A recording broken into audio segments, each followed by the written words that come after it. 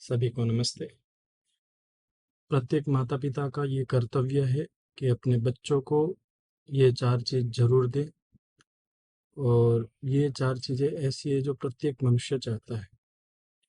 तो अपने बच्चों को भी ये चार चीज़ जरूर दे दी। अपने बच्चों को ये चार चीज़ें आपने दे दी तो आपके बच्चे जीवन में कहीं दुखी नहीं होंगे, असफल नहीं होंगे। वो चार चीज़ें क्या है?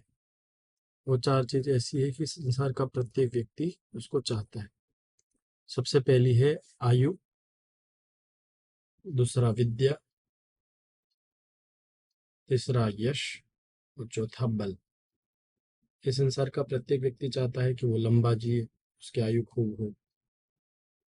इस संसार में प्रत्येक व्यक्ति ये चाहता है कि उसके पास विद्या बहुत हो, सभी क्षेत्रों का ज्ञान उसके पास बहुत हो। इन संसार में व्यक्ति चाहता है कि उसकी कीर्ति भी बहुत हो। प्रत्येक व्यक्ति चाहता है कि उसका यश बहुत हो। और चौथा है कि हर व्यक्ति चाहता है कि उसके पास पर्याप्त बल हो, खूब बल हो, शारीरिक बल भी बहुत हो, मानसिक बल भी बहुत हो, आत्मिक बल भी बहुत हो। तो ये चार चीजें इस संसार के सभी व्यक्ति चाहते हैं। तो हर माता पिता का ये कर्तव्य है, ये चार चीजें अपने बच्चों को भी जरूर दे। यदि ये चार चीजें उनको आपने दे दी, और धन संपत्ति दी या ना दी कोई फर्क नहीं पड़ता, यदि चार चीज दे दी तो वो बच्चे कल अपने जीवन में जरूर धन संपत्ति भी इन चार चीजों से प्राप्त कर लेंगे। तो अब ये चार चीजें बच्चों को कैसे दे, ये चार गुण बच्चों के अंदर कैसे आए, इसके लिए क्या करें? तो इसके लिए अपने बच्चों में दो गुण धारण करवाने हैं। आपको दो गुण उसको देने हैं। वो दो गुण आप दे देंगे तो ये चार चीजें उसके पीछे स्वतः ही प्राप्त हो जाएगी। वो दो गुण क्या है?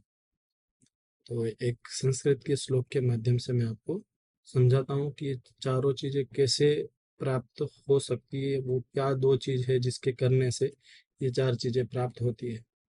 वो क्या दो चीज हम अपने बच्चों को धारण कराएं। वो श्लोक हो सकता है आपने सुना हो, प्रसिद्ध श्लोक है और आपके बच्चों ने भी कहीं ना कहीं सुना हो। श्लोक है, अभिवादनशीलस्य नित्यं वृद्धोपसेविना चत्वारि तस्य वर्धन्ते आयुर्विद्या यशो बलम।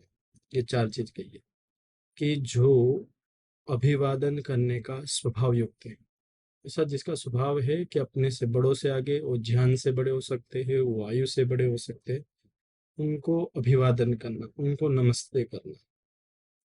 आजकल के बच्चों को ये माता पिता बिल्कुल नहीं सिखाते कि अपने से बड़ों को आदर दे, सम्मान दे, उनको नमस्ते करे, उन्हें अभिवादन करे। ये हर माता पिता को बहुत जरूरी है कि सबसे पहले अपने पुत्र को जब समझ पैदा हो तो अभिवादन करना सिखाओ। दूसरा यहाँ का है नित्यम वृद्धोपसेविना। जो नित्य ही वृद्ध, वृद्ध था वो ज्ञान से हो सकता है, आयु से हो सकता है, जो घर परिवार में है, जो विद्वान विद्वान लोग घर परिवार में आते हैं, उनकी सेवा करना, उनका सम्मान करना। वो जब घर में आते तो उनका सत्कार करना। तो ये दो चीज, एक तो नमस्ते करना प्रतिदिन, और दूसरा कोई आता है तो उनका सत्कार करना अपने से बड़ों का। जब व्यक्ति झुकना सीखेगा तो वो जरूर उठना भी बहुत तेजी से सीखेगा। व्यक्ति झुक ही नहीं पाता है, उसमें अहंकार इतना होता है कि उसको झुकना बहुत कठिन हो जाता है। लेकिन यदि माता पिता चाहें तो अपने बच्चों को शुरू से ही अपनों से बड़ों के आगे, अपनों से ज्ञानवान के आगे झुकना सिखाए, उनको अभिवादन करना सिखाए। जब बच्चे विद्वानों के आगे अभिवादन करेंगे, झुकेंगे, उनको नमन करेंगे, उनका आतिथ्य सत्कार करेंगे, उनकी सेवा करेंगे, ये चार चीजें जरूर बढ़ेगी। और ये चार चीजें कैसे बढ़ेगी? अभिवादन करने से या अपने से बड़ों की सेवा करने से ये चार चीजें जीवन में कैसे बढ़ती है? जब कोई विद्वान घर में आता है तो जब उसको नमस्ते करते हैं तो उसके आशीर्वाद के रूप में विद्वान लोग अच्छी बातें बता के जाते हैं। उसको स्वास्थ्य संबंधी बहुत सारी बातें बताई जाती है कि ऐसे खाना है, ऐसे सोना है, ये खाना है, कब खाना है, स्वास्थ्य के लिए व्यायाम करना जरूरी। ऐसे बहुत छोटी छोटी बातें उसको वहाँ बच्चों को बताई जाती है। तो जब ये स्वास्थ्य संबंधी बात, स्वास्थ्य संबंधी अच्छे अच्छे राज विद्वानों के द्वारा, अतिथियों के द्वारा, बुद्धिमानों के द्वारा घरों में बताया जाता है तो बच्चों की निश्चित रूप से उनके व्यवहार में, उनके जीवन में परिवर्तन आएगा तो उनकी आयु स्वतः ही बढ़ेगी, क्योंकि वो उनका खान पान अच्छा होगा। आजकल विद्वानों को घरों में नहीं बुलाते माता पिता। पहले ये परंपरा थी कि विद्वानों को घरों में बुलाते थे, उनका सत्कार करते थे, फिर जो उपदेश देते थे उसके माध्यम से इनका ज्ञान बढ़ता था, बच्चों का ज्ञान बढ़ता था, बच्चों के गुण बढ़ते थे, उनको अनुभव मिलते थे। अनुभवात्मक जो विद्वानों का, अपने से वृद्ध लोगों का जो ज्ञान होता था, अनुभवात्मक ज्ञान, वो उन बच्चों को प्राप्त होता था। तो उससे क्या होता था, उन बच्चों की आयु निश्चित रूप से बढ़ती थी। आजकल के माता पिता विद्वानों को बुलाते नहीं है, तो अब बच्चों को क्या खाना है, कैसे खाना, वो सीखते नहीं, वो बाहर जाके वो उल्टा सीधा खाना सीखते हैं। वो मैदे की चीजें खाएंगे, इधर उधर की चीजें खाएंगे। और जो जिस घर में विद्वान लोग आते हैं तो उनके प्रवचनों के माध्यम से, उनके उनके अनुभवात्मक ज्ञान के माध्यम से ऐसा विशेष ज्ञान प्राप्त होता है कि वो बच्चा क्या खाना है, क्या नहीं खाना है, क्या गलत है, क्या सुपाच्य है, क्या पेट के लिए अच्छा है, धीमे धीमे धीमे धीमे करके उसके पास ये नॉलेज के रूप में, ध्यान के रूप में उसके बुद्धि में स्थिर हो जाता है। फिर वो कहीं बाहर जाके भी गलत खाना, और ये फिसलता नहीं उसमें, उसको उसमें नुकसान ही दिखता है।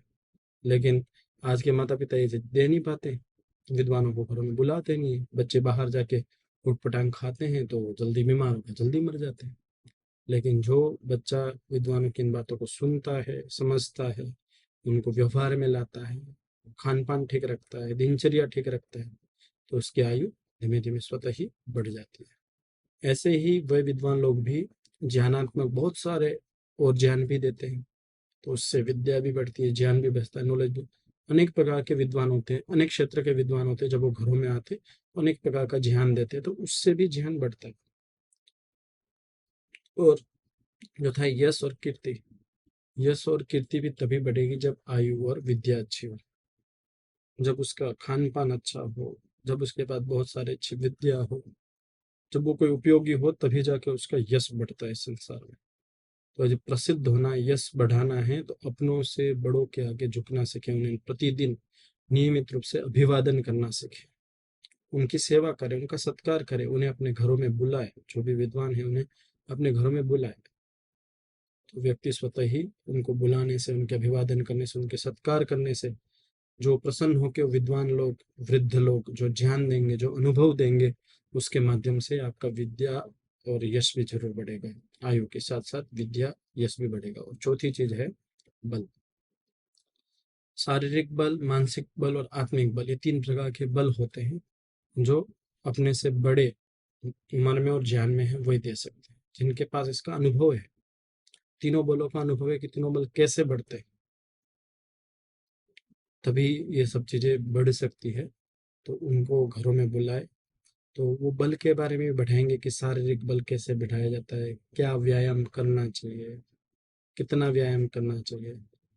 उनको प्रेरणा, बच्चों को प्रेरणा मिलेगी कि प्रतिदिन व्यायाम करना चाहिए, प्रतिदिन प्राणायाम करना चाहिए, अच्छा खान पान होना चाहिए, शास्त्रोक्त आयुर्वेद से, आयुर्वेद के अनुसार खान पान होना चाहिए। तो जब ये सब रहेगा तो उसका शारीरिक बल भी निश्चित बढ़ेगा। ऐसे ही मानसिक बल के लिए ध्यान करना चाहिए, उपासना करना चाहिए, इत्यादि बहुत छोटी छोटी से लेकर बड़ी बड़ी बातें विद्वान लोग घरों में जब आते हैं तो अपने बच्चों को सबको उपदेश करते हैं। तो शारीरिक, मानसिक और आत्मिक बल भी उन विद्वानों के आशीर्वाद से, उन विद्वानों की कृपा से ही जीवन में आते हैं। तो अपने से बड़े जो भी विद्वान हैं, जो भी घरों में आते हैं, जो सत्कार, उनका सत्कार करना, उन्हें अभिवादन करना, ये जरूर अपने बच्चों को सिखाएं। सबसे पहली बात तो माता पिता का कर्तव्य है कि जो भी विद्वान होते हैं उन्हें वर्ष में कम से कम 1 से 2 बार उन्हें जरूर अपने घरों में आमंत्रित करें। आप विद्वानों को अपने घर में आमंत्रित करेंगे तो जो चीजें आप उन बच्चों को नहीं दे पा रहे, वो विद्वान आके वो चीजें उन बच्चों को दे देते हैं। पहले परंपरा रहती थी कि वनों में जो विद्वान लोग रहते थे, मुनिगण रहते थे, तो चातुर्मास करते थे। जब ये बारिश का समय चलता है, वो 4 महीने वो आते थे। वो 4 महीने आने के बाद वो ये सब 4 महीने मतलब गांव और नगरों की तरफ वो आते थे। तो 4 महीने आने के बाद वो वहाँ पर घरों घरों में जाते थे, उपदेश करते थे, और लोग उन्हें बुलाते थे। तो उससे क्या होता था कि जो बच्चों में जो संस्कार पढ़ने स्वतः ही प्रारंभ से ही पढ़ना शुरू हो जाते थे। कि छोटे बच्चों को समझाना और ये सब बातें बताना बहुत सरल होता है।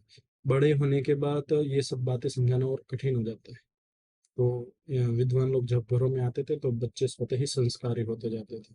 उनको माता पिता को अलग से बहुत पुरुषार्थ नहीं करना पड़ता था। आज के माता पिता बाद में रोते हैं, हमारे बच्चे बिगड़ गए, ये हो गया वो हो गया। लेकिन उस बिगाड़ के पीछे कहीं ना कहीं सबसे बड़ा कारण माता पिता ही होते हैं। तो प्रत्येक माता पिता का कर्तव्य है कि आयु, विद्या, यश और बल, ये चार चीजें अपने बच्चों को जरूर देवे। उन चार चीजों को देने के लिए दो चीजें उन्हें जरूर सिखाए, एक अभिवादन और अपने से बड़ों का सत्कार करना। यदि ये दो चीजें उन बच्चों के जीवन में आ गई तो वो निश्चित रूप से इन चार चीजों को भी प्राप्त कर लेंगे। और इस चार चीजों को प्राप्त करके वो अपने जीवन के सभी क्षेत्रों में सफलता की ऊंचाइयों पर पहुंच सकते हैं।